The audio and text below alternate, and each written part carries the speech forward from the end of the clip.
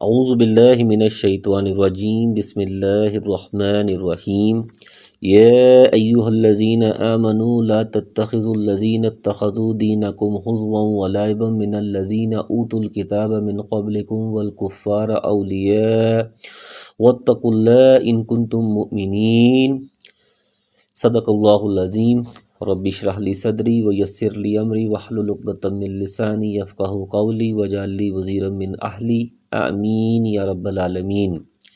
فرمایا اے مسلمانوں، ان لوگوں کو دوست نہ بناؤ جو تمہارے دین کو ہنسی کھیل بنائے ہوئے ہیں، خواہ وہ ان میں سے ہوں جو تم سے پہلے کتاب دیے گئے یا کفار ہوں۔ اگر تم مومن ہو تو اللہ تعالیٰ سے ڈرتے رہو۔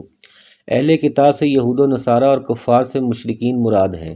یہاں پھر یہی تاکید کی گئی ہے کہ دین کو کھیل مذاق بنانے والے چونکہ اللہ اور اس کے رسول کے دشمن ہیں، اس لیے ان کے ساتھ اہل ایمان کی دوستی نہیں ہونی چاہیے۔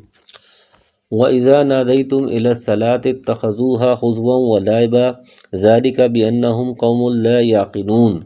اور فرمایا جب تم نماز کے لیے پکارتے ہو تو وہ اسے ہنسی کھیل ٹھہرا لیتے ہیں، یہ اس واسطے کہ وہ بے عقل ہیں۔ اہل کتاب سے یہود و نصارہ اور کفار سے مشرکین مراد ہیں۔ حدیث میں آتا ہے کہ جب شیطان اذان کی آواز سنتا ہے تو گز مارتا ہوا بھاگ جاتا ہے، جب اذان ختم ہو جاتی ہے تو پھر آ جاتا ہے، تکبیر کے وقت پھر پیٹھ پھیر کر چل دیتا ہے، جب تکبیر ختم ہو جاتی ہے تو پھر آ کر نمازیوں کے دلوں میں وسوسے پیدا کرتا ہے۔ شیطان ہی کی طرح شیطان کے پیروکاروں کو اذان کی آواز اچھی نہیں لگتی، اس لیے وہ اس کا مذاق اڑاتے ہیں۔ اس آیت سے یہ بھی معلوم ہوا کہ حدیث رسول صلی اللہ علیہ وسلم بھی قرآن کی طرح دین کا ماخوذ اور اسی طرح حجت ہے، کیونکہ قرآن نے نماز کے لیے ندا کا ذکر تو کیا ہے، لیکن یہ ندا کس طرح دی جائے گی، اس کے الفاظ کیا ہوں گے، یہ قرآن کریم میں کہیں نہیں ہے۔ یہ چیزیں احادیث سے ثابت ہیں جو ان کی حجیت اور ماخوذ دین ہونے پر دلیل ہیں۔ حجت حدیث کا مطلب حدیث کے ماخوذ دین اور حجت شریعہ ہونے کا مطلب ہے کہ جس طرح قرآن کریم کی نص سے ثابت ہونے والے احکام و فرائض پر عمل کرنا ضروری ہے اور ان کا انکار کفر ہے، اسی طرح حدیث رسول صلی اللہ علیہ وسلم سے ثابت ہونے والے احکام کا ماننا بھی فرض ہے، ان پر عمل کرنا ضروری اور ان کا انکار کفر ہے۔ تاہم حدیث کا صحیح مرفوع اور متصل ہونا ضروری ہے۔ صحیح حدیث چاہے متواتر ہو یا احاد، قولی ہو یا فعلی ہو یا تقریری، یہ سب کامل عمل ہے۔ حدیث کا خبر واحد کی بنیاد پر یا قرآن سے زائد ہونے کی بنیاد پر یا ائمہ کے قیاس و اجتہادات کی بنیاد پر یا راوی کی عدم فقاہت کے دعوے کی بنیاد پر یا عقلی استحالے کی بنیاد پر اسی قسم کے دیگر دعووں کی بنیاد پر رد کرنا صحیح نہیں ہے۔ یہ سب حدیث سے اعراض کی مختلف صورتیں ہیں۔ قُلْ يَا أَهْلَ الْكِتَابِ هَلْ تَنْقِمُونَ مِنَّا إِلَّا أَنْ آمَنَ بِاللَّهِ وَمَا أُنْزِلَ إِلَيْنَا وَمَا أُنْزِلَ مِنْ قَبْلُ وَأَنَّ أَكْثَرَكُمْ فَاسِقُونَ۔ فرمایا آپ کہہ دیجئے اے یہودیوں اور نصرانیوں، تم ہم میں سے صرف اس وجہ سے دشمنیاں کر رہے ہو کہ ہم اللہ پر اور جو کچھ ہمارے جانب نازل کیا گیا اور جو کچھ اس سے پہلے اتارا گیا اس پر ایمان لائے ہیں، اور اس لیے بھی کہ تم میں سے اکثر لوگ فاسق ہیں۔ قُلْ هَلْ أُنَبِّئُكُمْ بِشَرٍّ مِّن ذَلِكَ مَثُوبَةً عِندَ اللَّهِ مَن لَّعَنَهُ اللَّهُ وَغَضِبَ عَلَيْهِ وَجَعَلَ مِنْهُمُ الْقِرَدَةَ وَالْخَنَازِيرَ وَعَبَدَ الطَّاغُوتَ أُولَٰئِكَ شَرٌّ مَّكَانًا وَأَضَلُّ عَن سَوَاءِ السَّبِيلِ۔ فرمایا کہہ دیجیے کہ کیا میں تمہیں بتاؤں کہ اس سے بھی زیادہ برے اجر پانے والے اللہ کے نزدیک کون ہیں؟ وہ جن پر اللہ تعالیٰ نے لعنت کی اور اس پر وہ غصہ ہوا اور ان میں سے بعض کو بندر اور سور بنا دیا، اور جنہوں نے معبودان باطل کی پرستش کی، یہی لوگ بدتر درجے والے ہیں اور یہی لوگ راہ راست سے بہت زیادہ بھٹکنے والے ہیں۔ یعنی تم تو اہل کتاب ہم سے یوں ہی ناراض ہو جبکہ ہمارا قصور اس کے سوا کوئی نہیں کہ ہم اللہ پر اور قرآن کریم پر اور اس سے قبل اتاری گئی کتب پر ایمان رکھتے ہیں۔ کیا یہ بھی کوئی قصور یا عیب ہے؟ یعنی یہ عیب اور مذمت والی بات نہیں، جیسا کہ تم نے سمجھ لیا ہے۔ اس لحاظ سے یہ استثناء منقطع ہے، البتہ ہم تمہیں بتلاتے ہیں کہ بدترین لوگ اور گمراہ ترین لوگ جو نفرت اور مذمت کے قابل ہیں کون ہیں۔ یہ وہ لوگ ہیں جن پر اللہ کی لعنت اور اس کا غضب ہوا، اور ان میں سے بعض کو اللہ نے بندر اور سور بنا دیا، اور جنہوں نے طاغوت کی پوجا کی، اور اس آئینے میں تم اپنا چہرہ دیکھ لو کہ یہ کن کردار، کن کی تاریخ ہے اور کون لوگ ہیں، کیا یہ تم ہی نہیں ہو؟ وَإِذَا جَاءُوكُمْ قَالُوا آمَنَّا وَقَدْ دَخَلُوا بِالْكُفْرِ وَهُمْ قَدْ خَرَجُوا بِهِ وَاللَّهُ أَعْلَمُ بِمَا كَانُوا يَكْتُمُونَ۔ اور فرمایا جب تمہارے پاس آتے ہیں تو کہتے ہیں کہ ہم ایمان لائے حالانکہ کفر لیے ہوئے ہیں اور اسی کفر کے ساتھ ہی گئے بھی ہیں، اور یہ جو کچھ چھپا رہے ہیں اسے اللہ تعالیٰ خوب جانتا ہے۔ یہ منافقین کا ذکر ہے جو نبی صلی اللہ علیہ وسلم کی خدمت میں کفر کے ساتھ ہی آتے ہیں اور اسی کفر کے ساتھ واپس چلے جاتے ہیں۔ آپ صلی اللہ علیہ وسلم کی صحبت اور آپ کے وعظ و نصیحت کا ان پر کوئی اثر نہیں ہوتا، کیونکہ دل میں تو کفر چھپا ہوتا ہے، اور رسول اللہ صلی اللہ علیہ وسلم کی خدمت میں حاضری سے مقصد ہدایت کا حصول نہیں بلکہ دھوکہ اور فریب دینا ہوتا ہے، تو پھر ایسی حاضری سے کیا فائدہ ہو سکتا ہے؟ وَتَرَى كَثِيرًا مِّنْهُمْ يُسَارِعُونَ فِي الْإِثْمِ وَالْعُدْوَانِ وَأَكْلِهِمُ السُّحْتَ لَبِئْسَ مَا كَانُوا يَعْلَمُونَ۔ فرمایا آپ دیکھیں گے کہ ان میں سے اکثر گناہ کے کاموں کی طرف اور ظلم و زیادتی کی طرف اور حرام مال کھانے کی طرف لپک رہے ہیں۔ جو کچھ یہ کر رہے ہیں وہ نہایت برے کام ہیں۔ لولا ينهاهم الربانيون والأحبار عن قولهم الإثم وأكلهم السحت لبئس ما كانوا يصنعون۔ فرمایا انہیں ان کے عابد و عالم جھوٹ باتوں کے کہنے اور حرام چیزوں کے کھانے سے کیوں نہیں روکتے، بے شک برا کام ہے جو یہ کر رہے ہیں۔ یہ علماء مشاہق دین اور عباد و زہاد پر نکیر ہے کہ عوام کی اکثریت تمہارے سامنے فسق و فجور اور حرام خوری کا ارتکاب کرتی ہے، لیکن تم انہیں منع نہیں کرتے۔ ایسے حالات میں تمہاری یہ خاموشی بہت بڑا جرم ہے۔ اس سے واضح ہوتا ہے کہ امر بالمعروف اور نہی عن المنکر کی کتنی اہمیت اور اس کے ترک پر کتنی سخت وعید ہے، جیسا کہ احادیث میں بھی ہے۔ یہ مضمون وضاحت اور کثرت سے بیان کیا گیا ہے۔ وقالت اليہود ید اللہ مغلولہ غلت ایدیہم ولعنوا بما قالوا بل یداہ مبسوطتان ينفق کیف یشاء ولا یزیدن کثیرا منہم ما انزل الیک من ربک طغیانا وکفرا والقینا بینہم العداوۃ والبغضاء الی یوم القیامہ کلما اوقد نارا للحرب اطفاها اللہ ویسعون فی الارض فسادا واللہ لا یحب المفسدین۔ فرمایا اور یہودیوں نے کہا کہ اللہ تعالیٰ کے ہاتھ بندھے ہوئے ہیں، انہی کے ہاتھ بندھے ہوئے ہیں، اور ان کے اس قول کی وجہ سے ان پر لعنت کی گئی، بلکہ اللہ تعالیٰ کے دونوں ہاتھ کھلے ہوئے ہیں، جس طرح چاہتا ہے خرچ کرتا ہے، اور جو کچھ تیری طرف تیرے رب کی جانب سے اتارا جاتا ہے وہ ان میں سے اکثر کو تو سرکشی اور کفر میں اور بڑھا دیتا ہے، اور ہم نے ان میں آپس میں ہی قیامت تک کے لیے عداوت و بغض ڈال دیا ہے۔ وہ جب کبھی لڑائی کی آگ کو بھڑکانا چاہتے ہیں تو اللہ تعالیٰ اسے بجھا دیتا ہے۔ یہ ملک میں شر و فساد مچاتے پھرتے ہیں اور اللہ تعالیٰ فسادیوں سے محبت نہیں رکھتا۔ یہ وہی بات ہے جو سورہ آل عمران کی آیت نمبر 181 میں کی گئی۔ اللہ تعالیٰ نے جب اپنی راہ میں خرچ کرنے کی ترغیب دی اور اسے اللہ کو قرض حسن دینے سے تعبیر کیا تو ان یہود نے کہا کہ اللہ تبارک و تعالیٰ نعوذ باللہ فقیر ہے، لوگوں سے قرض مانگ رہا ہے، اور وہ تعبیر کے اس حسن کو نہ سمجھ سکے جو اس میں پنہاں تھا۔ یعنی سب کچھ اللہ تبارک و تعالیٰ کا دیا ہوا ہے، اور اللہ تعالیٰ کے دیے ہوئے مال میں سے کچھ اللہ کی راہ میں خرچ کر دینا کوئی قرض نہیں، لیکن یہ اس کی کمال مہربانی کہ وہ اس پر بھی خوب اجر عطا فرماتا ہے، حتیٰ کہ ایک ایک دانے کو 700 دانے تک بڑھا دیتا ہے۔ اور اسے قرض حسن سے اسی لیے تعبیر فرمایا کہ جتنا تم خرچ کرو گے اللہ تعالیٰ اس سے کئی گنا تمہیں واپس لوٹائے گا۔ مغلولتاً کے معنی بخیلتاً بخل کرنے والے کیے گئے ہیں، یعنی یہود کا مقصد یہ نہیں تھا کہ اللہ کے ہاتھ واقعتاً بندھے ہوئے ہیں، بلکہ ان کا مقصد یہ تھا کہ اس نے اپنے ہاتھ خرچ کرنے سے روکے ہوئے ہیں۔ ابن کثیر۔ اللہ تعالیٰ نے فرمایا ہاتھ تو انہی کے بندھے ہوئے ہیں، اللہ تعالیٰ کے تو دونوں ہاتھ کھلے ہوئے ہیں، وہ جس طرح چاہتا ہے خرچ کرتا ہے، وہ واسع الفضل و جزیل العطا ہے، تمام خزانے اسی کے پاس ہیں، نیز اس نے اپنی مخلوقات کے لیے تمام حاجات و ضروریات کا انتظام کیا ہوا ہے۔ ہمیں رات یا دن، سفر میں اور حضر میں اور دیگر تمام احوال میں جن جن چیزوں کی ضرورت پڑتی ہے یا پڑ سکتی ہے سب وہی مہیا کرتا ہے۔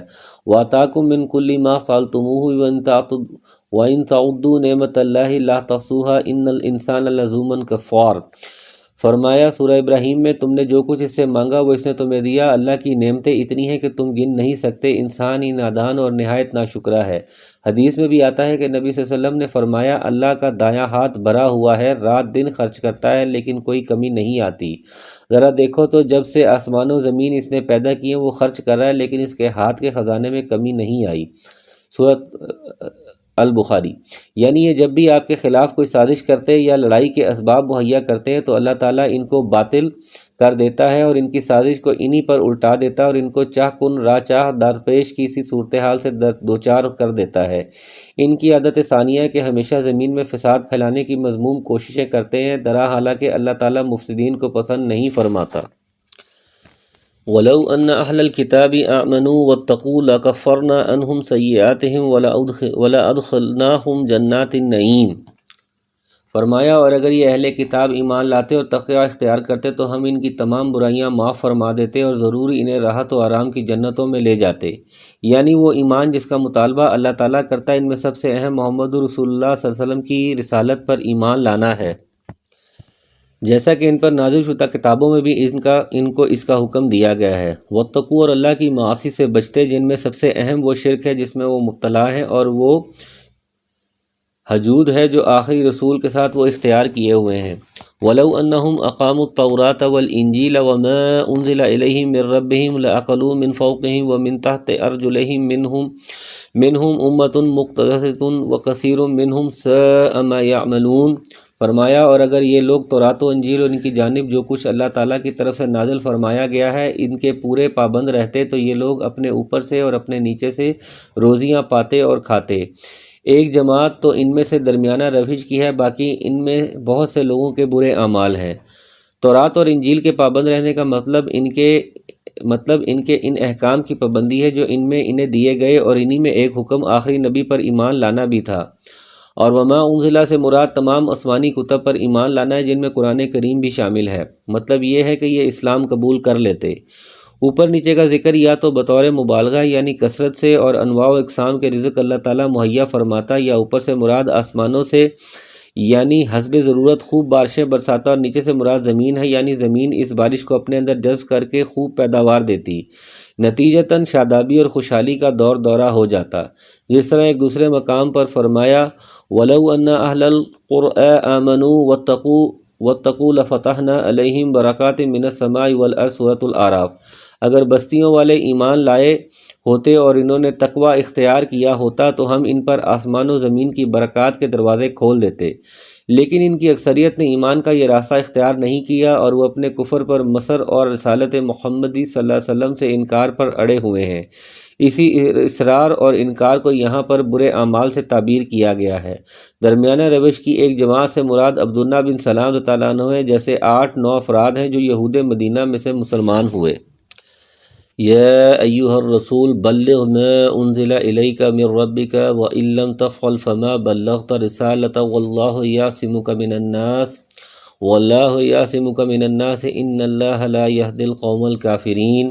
فرمایا اے رسول جو کچھ بھی آپ کی طرف آپ کے رب کی جانب سے نازل کیا گیا ہے پہنچا دیجئے سب کو، اگر آپ نے ایسا نہ کیا تو آپ نے اللہ کی رسالت ادا نہیں کی اور آپ کو اللہ تعالیٰ لوگوں سے بچا لے گا، بے شک اللہ تعالیٰ کافر لوگوں کو ہدایت نہیں دیتا۔ اس حکم کا مفاد یہ ہے کہ جو کچھ آپ صلی اللہ علیہ وسلم پر نازل کیا گیا بلا کم وقاص اور بلا خوف لومۃ لائم آپ لوگوں تک پہنچا دیجئے، چنانچہ آپ صلی اللہ علیہ وسلم نے ایسا ہی کیا۔ حضرت عائشہ رضی اللہ عنہا فرماتی ہے کہ جو شخص یہ گمان کرے کہ نبی صلی اللہ علیہ وسلم نے کچھ چھپا لیا اس نے یقیناً جھوٹ کہا۔ اور حضرت علی رضی اللہ عنہ سے بھی جب سوال کیا گیا کہ تمہارے پاس قرآن و وحی علاوہ وحی کے ذریعے سے نازل شدہ کوئی بات ہے تو انہوں نے قسم کھا کر نفی فرمائی اور فرمایا الا فہم یؤتی اللہ رجلا، البتہ قرآن کا فہم ہے جسے اللہ تعالیٰ کسی کو بھی عطا فرما دے۔ صحیح بخاری۔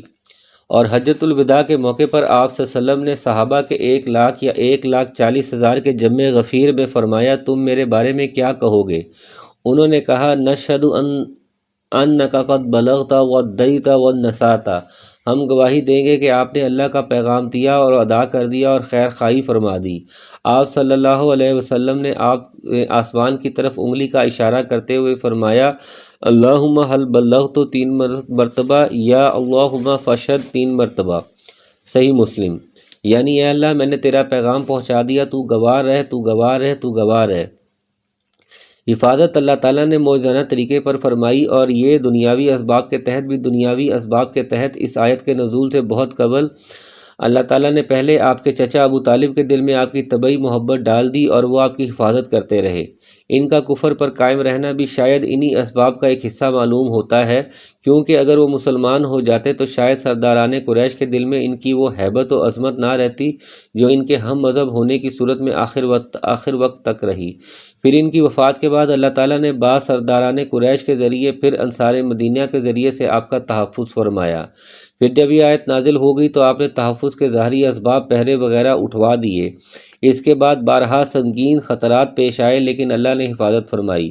چنانچہ وحی کے ذریعے سے اللہ تعالیٰ نے وقتاً فوقتاً یہودیوں کے مکر و کید سے مطلع فرما کر خاص خطرے کے مواقع پر بچایا اور گھمسان کی جنگوں میں کفار کے انتہائی پرخطر حملوں سے بھی آپ کو محفوظ رکھا۔ قل یا اہل الکتاب لستم علی شیء حتی تقیموا التوراۃ والانجیل وما انزل الیکم من ربکم ولا یزیدن کثیرا منہم ما انزل الیک من ربک طغیانا وکفرا فلا تأس علی القوم الکافرین۔ فرمایا آپ کہہ دیجیے کہ اہل کتاب تم دراصل کسی چیز پر نہیں ہو، تمہاری کوئی بنیاد نہیں جب تک کہ تورات و انجیل کو اور جو کچھ تمہاری طرف تمہاری رب کی طرف سے اتایا گیا ہے قائم نہ کرو۔ جو کچھ آپ کی جانب آپ کے رب کی طرف سے اترا ہے ان میں بہتوں کو شرارت اور انکار ہے اور وہ بھی بڑھائے گا، تو پھر آپ ان کافروں پر غمگین نہ ہوں۔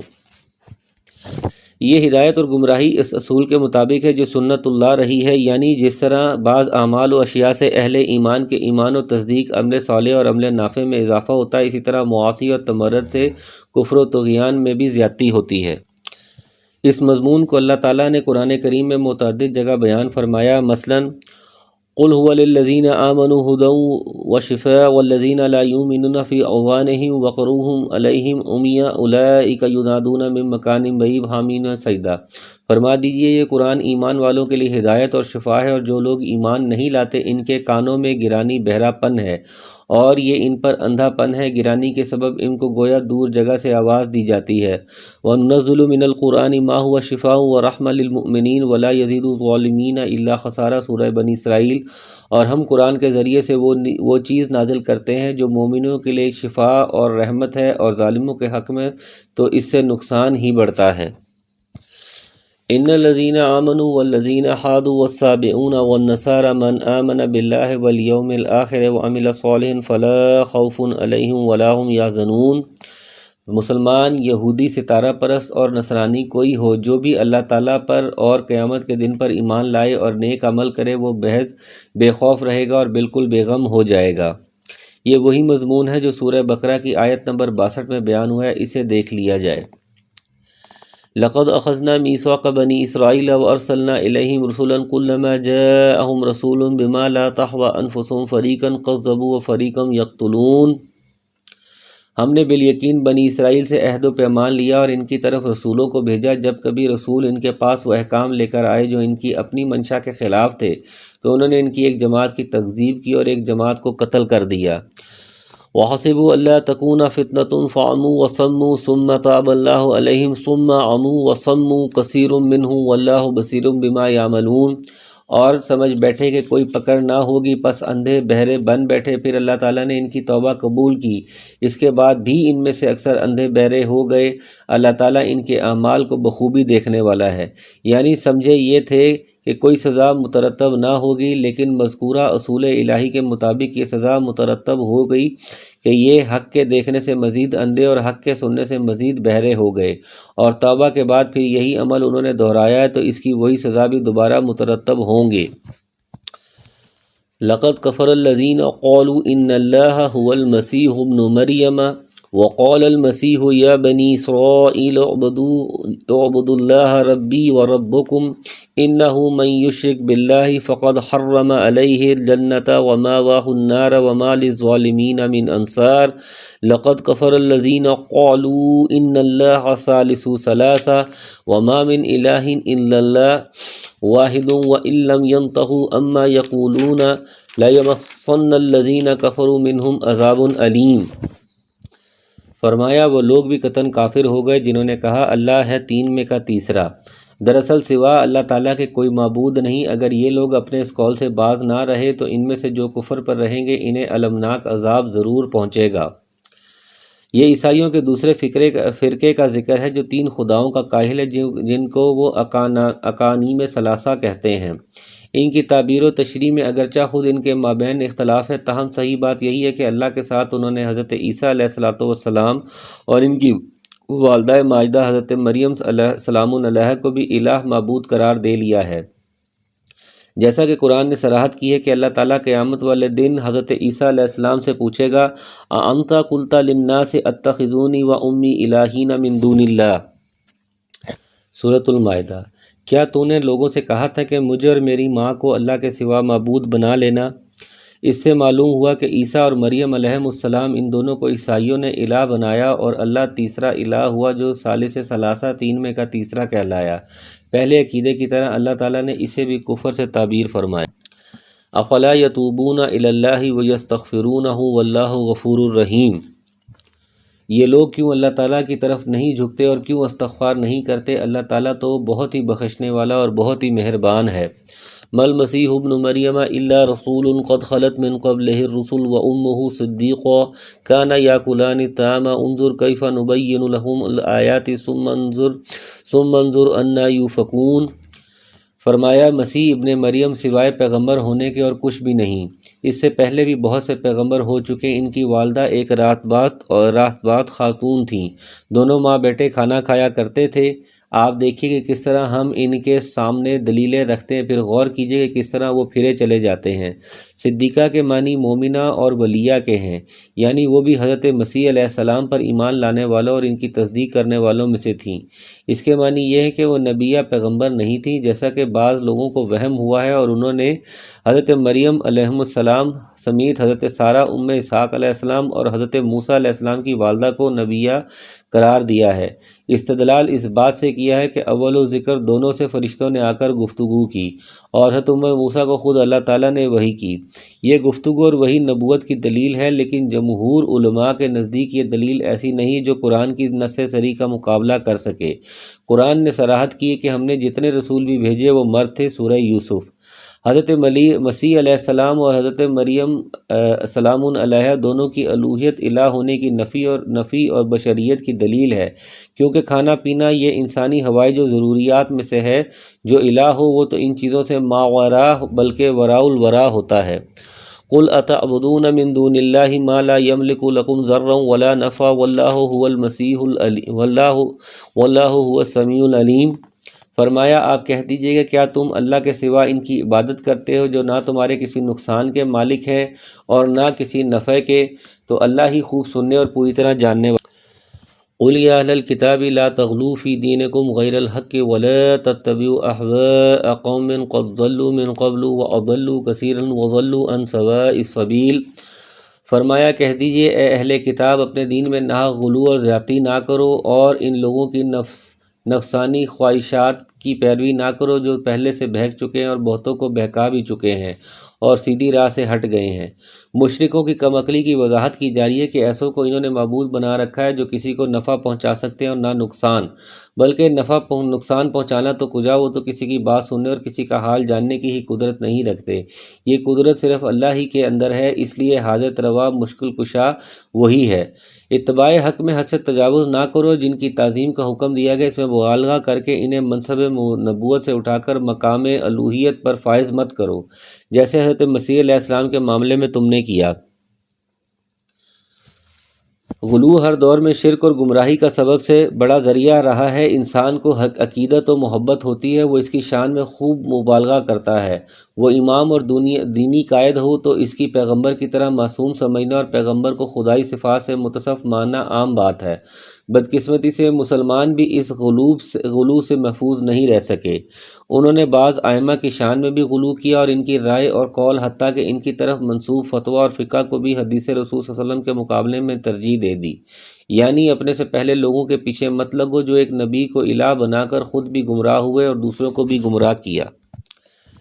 لعن الذین کفروا من بنی اسرائیل علی لسان داؤد و عیسیٰ ابن مریم ذالک بما عصوا وکانوا یعتدون۔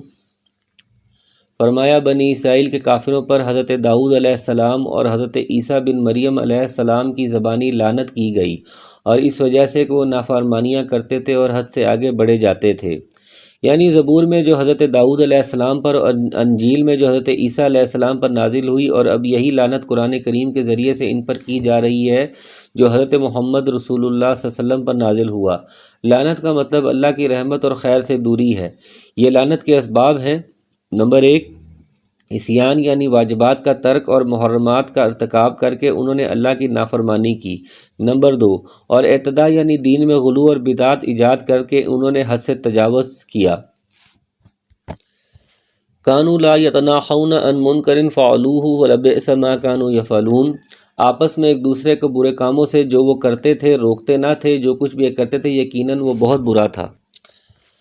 اس پر مستداد یہ کہ ایک دوسرے کو برائی سے روکتے نہیں تھے، جو بجائے خود ایک بہت بڑا جرم ہے۔ بعض مفسرین نے اسے ترک نہیں کو عصیان اور اعتداء قرار دیا جو لعنت کا سبب بنا۔ بہرحال دونوں صورتوں میں برائی کو دیکھتے ہوئے برائی سے نہ روکنا بہت بڑا جرم اور لعنت و غضب الہی کا سبب ہے۔ حدیث میں بھی اس جرم پر بڑی سخت وعیدیں بیان فرمائی گئی ہیں۔ ایک حدیث میں نبی صلی اللہ علیہ وسلم نے فرمایا، سب سے پہلا نقص جو بنی اسرائیل میں داخل ہوا وہ یہ تھا کہ ایک آدمی دوسرے آدمی کو برائی کرتے ہوئے دیکھتا تو کہتا اللہ سے ڈر اور یہ برائی چھوڑ دے، یہ تیرے لیے جائز نہیں، لیکن دوسرے روز پھر اسی کے ساتھ اسے کھانے پینے اور اٹھنے بیٹھنے میں کوئی آر یا شرم محسوس نہ ہوتی، یعنی اس کا ہم نوالا و ہم پیالہ اور ہم نشین بن جاتا۔ درا حالانکہ ایمان کا تقاضا اس سے نفرت اور ترک تعلق تھا، جس پر اللہ تعالیٰ نے ان کے درمیان آپس میں عداوت ڈال دی اور وہ لعنت الہی کے مستحق قرار پائے۔ پھر فرمایا کہ اللہ کی قسم تم ضرور لوگوں کو نیکی کا حکم دیا کرو، برائی سے روکا کرو، ظالم کا ہاتھ پکڑ لیا کرو ورنہ تمہارا حال بھی یہی ہوگا۔ الحدیث۔ ایک دوسری روایت میں اس فریضے کے ترک پر یہ وعید سنائی گئی ہے کہ تم عذاب الہی کے مستحق بن جاؤ گے، پھر اللہ تعالیٰ سے دعائیں بھی مانگو گے تو قبول نہیں ہوں گی۔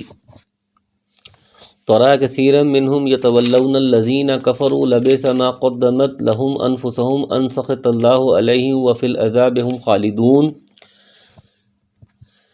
ان میں سے بہت سے لوگوں کو آپ دیکھیں گے کہ وہ کافروں سے دوستیاں کرتے ہیں، جو کچھ انہوں نے اپنے لیے آگے بھیج رکھا ہے وہ بہت ہی برا ہے، اللہ تعالیٰ ان سے ناراض ہو اور وہ ہمیشہ عذاب میں رہیں گے۔ یہ اہل کفر سے دوستانہ تعلق کا نتیجہ ہے کہ اللہ تعالیٰ ان پر ناراض ہوا اور اسی ناراضگی کا نتیجہ جہنم کا دائمی عذاب ہے۔ وَلَوْ كَانُوا يُؤْمِنُونَ بِاللَّهِ وَالنَّبِيِّ وَمَا أُنزِلَ إِلَيْهِ مَا اتَّخَذُوهُمْ أَوْلِيَاءَ وَلَكِنَّ كَثِيرًا مِنْهُمْ فَاسِقُونَ۔ فرمایا اگر انہیں اللہ تعالیٰ پر اور نبی پر اور جو نازل کیا گیا اس پر ایمان ہوتا تو یہ کفار سے دوستیاں نہ کرتے، لیکن ان میں کے اکثر لوگ فاسق ہیں۔ اس کا مطلب یہ ہے کہ جس شخص کے اندر صحیح معنوں میں ایمان ہوگا وہ کافروں سے کبھی دوستی نہیں کرے گا۔ اس لیے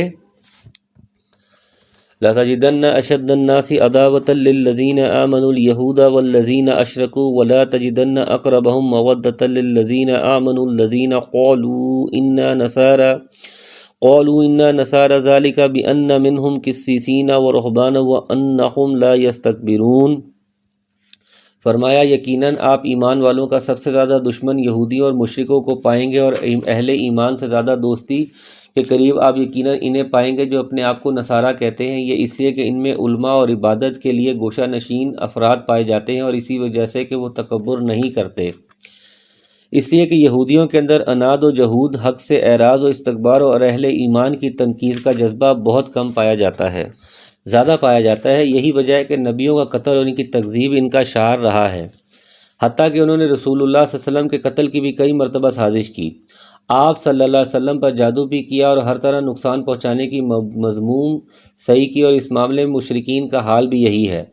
رہبان سے مراد نیک عبادت گزار اور گوشہ نشین لوگ، اور قسیسین سے مراد علماء اور خطباء ہیں، یعنی ان عیسائیوں میں علم و تواضع ہے، اس لیے ان میں یہود کی طرح حجود و استکبار نہیں ہے۔ علاوہ ازیں دین مسیحی میں نرمی اور رفع و درگزر کی تعلیم کو امتیازی حیثیت حاصل ہے، حتیٰ کہ ان کی کتابوں میں لکھا ہے کہ کوئی تمہارے دائیں رخسار پر مائے تو بائیں رخسار بھی اس کو پیش کر دو، یعنی لڑو مت۔ ان وجوہ سے یہ مسلمانوں کے بنسبت یہودیوں کے زیادہ قریب ہیں۔ عیسائیوں کا یہ وصف یہود کے مقابلے میں ہے، تاہم جہاں تک اسلام دشمنی کا تعلق ہے، کم و بیش کچھ فرق کے ساتھ اسلام کے خلاف یہ عناد عیسائیوں میں بھی موجود ہے، جیسا کہ صلیب و ہلال کی صدیوں پر محیط مارکہ آرائی سے واضح ہے، اور جس کا سلسلہ تاحال جاری ہے، اور اب تو اسلام کے خلاف یہود اور عیسائی دونوں ہی مل کر سرگرم عمل ہیں، اس لیے قرآن نے دونوں سے ہی دوستی کرنے سے منع فرمایا ہے۔ وَإِذَا سَمِعُوا مَا أُنزِلَ إِلَى الرَّسُولِ تَرَىٰ أَعْيُنُهُمْ تَفِيضُ مِنَ الدَّمْعِ مِمَّا عَرَفُوا مِنَ الْحَقِّ يَقُولُونَ رَبَّنَا آمَنَّا فَاكْتُبْنَا مَعَ الشَّاهِدِينَ۔ اور فرمایا جب وہ رسول کی طرف نازل کردہ کلام کو سنتے ہیں تو آپ ان کی آنکھیں آنسوں سے بہتی ہوئی دیکھتے ہیں، اس سبب سے کہ انہوں نے حق کو پہچان لیا۔ وہ کہتے ہیں کہ اسے اے ہمارے رب ہم ایمان لے آئے، پس تو ہم کو ان لوگوں کے ساتھ لکھ دے جو تصدیق کرتے ہیں۔ وَمَا لَنَا لَا نُؤْمِنُ بِاللَّهِ وَمَا جَاءَنَا مِنَ الْحَقِّ وَنَطْمَعُ أَن يُدْخِلَنَا رَبُّنَا مَعَ الْقَوْمِ الصَّالِحِينَ۔ فرمایا ہمارے پاس کون سا عذر ہے کہ ہم اللہ تعالیٰ پر جو حق کو پہچانا ہے اس پر ایمان نہ لائیں، اور ہم اس بات کی امید رکھتے ہیں کہ ہمارا رب ہم کو نیک لوگوں کی رفاقت میں داخل فرمائے گا۔ حبشہ میں، جسے مسلمان مکی زندگی میں 2 مرتبہ ہجرت کر گئے تھے، اصحمہ نجاشی کی حکومت تھی۔ یہ عیسائی مملکت تھی۔ یہ آیات حبشہ میں رہنے والے عیسائیوں ہی کے بارے میں نازل ہوئی ہیں، تاہم روایات کی روح سے نبی صلی اللہ علیہ وسلم نے حضرت عمرو بن امیہ زمری رضی اللہ عنہ کو اپنا مکتوب دے کر نجاشی کے پاس بھیجا تھا، جو انہوں نے جا کر اسے سنایا۔ نجاشی نے وہ مکتوب سن کر حبشے میں موجود مہاجرین اور حضرت جعفر بن ابی طالب رضی اللہ عنہ کو اپنے پاس بلایا اور اپنے علماء اور عباد و زہاد نسین کو بھی جمع کر لیا۔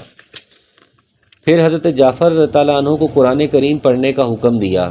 جعفر رضی اللہ عنہ نے سورہ مریم پڑھی، جس میں حضرت عیسیٰ علیہ السلام کی اعجازی ولادت اور ان کی ابدیت اور رسالت کا ذکر ہے، جسے سن کر وہ بڑے متاثر ہوئے اور آنکھوں سے آنسو رواں ہو گئے اور ایمان لے آئے۔ بعض کہتے ہیں کہ نجاشی نے اپنے کچھ علماء نبی صلی اللہ علیہ وسلم کے پاس بھیجے تھے۔ جب آپ صلی اللہ علیہ وسلم نے انہیں قرآن پڑھ کر سنایا تو بے اختیار ان کی آنکھوں سے آنسو جاری ہو گئے اور وہ ایمان لے آئے۔ فتح القدیر۔ آیات میں قرآن کریم سن کر ان پر جو اثر ہوا اس کا نقشہ کھینچا گیا اور ان کے ایمان لانے کا تذکرہ ہے۔ قرآن کریم میں بعض اور مقامات پر اس قسم کے عیسائیوں کا ذکر کیا گیا ہے، مثلاً وَإِنَّا مِنْ أَهْلِ الْكِتَابِ لِمَنْ يُؤْمِنُ بِاللَّهِ وَمَا أُنزِلَ إِلَيْكُمْ وَمَا أُنزِلَ إِلَيْهِمْ خَاشِعِينَ لِلَّهِ سورہ آل عمران۔ یقیناً اہل کتاب میں سے کچھ ایسے لوگ بھی ہیں جو اللہ پر اور اس کتاب پر جو تم پر نازل ہوئی اور اس پر جو ان پر نازل ہوئی ایمان رکھتے ہیں اور اللہ کے آگے عاجزی کرتے ہیں۔ وغیرہ من الآیات۔ اور حدیث میں آتا ہے کہ جب نجاشی کی موت کی خبر نبی صلی اللہ علیہ وسلم کو پہنچی تو آپ صلی اللہ علیہ وسلم نے صحابہ رضوان اللہ اجمعین سے فرمایا کہ حبشہ میں تمہارے بھائی کا انتقال ہو گیا ہے، ان کی نماز جنازہ پڑھو۔ چنانچہ ایک صحرا میں آپ صلی اللہ علیہ وسلم نے ان کی غائبانہ نماز جنازہ ادا فرمائی۔ صحیح بخاری۔ ایک اور حدیث میں ایسے اہل کتاب کی بابت جو نبی کریم صلی اللہ علیہ وسلم کی نبوت پر ایمان لائے بتایا گیا ہے کہ انہیں دوگرا اجر ملے گا۔ فَأَصَابَهُمُ اللَّهُ بِمَا قَالُوا جَنَّاتٍ تَجْرِي مِن تَحْتِهَا الْأَنْهَارُ خَالِدِينَ فِيهَا وَذَلِكَ جَزَاءُ الْمُحْسِنِينَ۔ فرمایا اس لیے کہ ان کو اللہ تعالیٰ ان کے اس قول کی وجہ سے ایسے باغ دے گا جن کے نیچے نہریں جاری ہوں گی، یہ ان میں ہمیشہ ہمیش رہیں گے، اور نیک لوگوں کا یہی بدلہ ہے۔ وَالَّذِينَ كَفَرُوا وَكَذَّبُوا بِآيَاتِنَا أُولَئِكَ أَصْحَابُ الْجَحِيمِ۔ فرمایا اور جن لوگوں نے کفر کیا اور ہماری آیات کو جھٹلاتے رہے وہ لوگ دوزخ والے ہیں۔ یا ایھا الذین آمنوا لا تحرموا طیبات ما احل اللہ لکم ولا تعتدوا ان اللہ لا يحب المعتدین۔ فرمایا اے ایمان والو، اللہ تعالیٰ نے جو پاکیزہ چیزیں تمہارے واسطے حلال کی ہیں ان کو حرام مت کرو اور حد سے آگے مت نکلو، بے شک اللہ تعالیٰ حد سے نکلنے والوں کو پسند نہیں فرماتا۔ حدیث میں آتا ہے کہ ایک شخص نبی صلی اللہ علیہ وسلم کی خدمت میں حاضر ہوا اور کہا کہ یا رسول اللہ صلی اللہ علیہ وسلم، جب میں گوشت کھاتا ہوں تو نفسانی شہوت کا غلبہ ہو جاتا ہے، اس لیے میں نے اپنے اوپر گوشت حرام کر لیا ہے، جس پر آیت نازل ہوئی۔ اسی طرح سبب نزول کے علاوہ دیگر روایات سے ثابت ہے کہ بعض صحابہ رضی اللہ عنہم اجمعین زہد و عبادت کی غرض سے بعض حلال چیزوں سے مثلاً عورت سے نکاح کرنے، رات کے وقت سونے، دن کے وقت کھانے پینے سے اجتناب کرنا چاہتے تھے۔ نبی صلی اللہ علیہ وسلم کے علم میں یہ بات آئی تو آپ صلی اللہ علیہ وسلم نے انہیں منع فرمایا۔ حضرت عثمان بن مطعون رضی اللہ عنہ نے بھی اپنی بیوی سے کنارہ کشی اختیار کی ہوئی تھی۔ ان کی بیوی کی شکایت پر آپ صلی اللہ علیہ وسلم نے انہیں بھی اس سے روکا۔ کتب حدیث بہرحال اس آیت اور حدیث سے معلوم ہوا کہ اللہ تعالیٰ کی حلال کردہ کسی بھی چیز کو حرام کر لینا یا اس سے ویسے ہی پرہیز کرنا جائز نہیں ہے، چاہے اس کا تعلق معقولات و مشروبات سے ہو یا لباس سے ہو یا مرغوبات و جائز خواہشات سے۔